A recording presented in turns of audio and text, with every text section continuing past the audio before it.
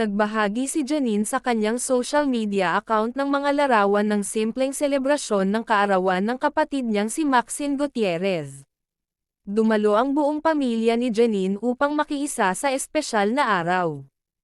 Present din ang ina ni Janine na si Lotlot De Leon sa naturang okasyon.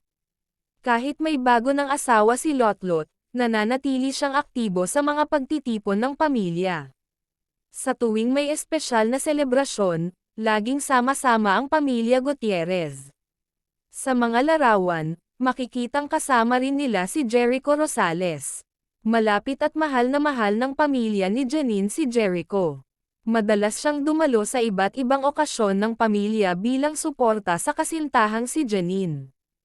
Ang presensya ni Jericho ay laging nagpapasaya sa mga pagtitipon, kaya kilig na naman ang kanilang mga tagahanga sa kanilang nasaksihan. Sa kabuuan, makikita ang matibay na samahan at pagmamahalan sa pamilya Gutierrez sa tuwing may okasyon.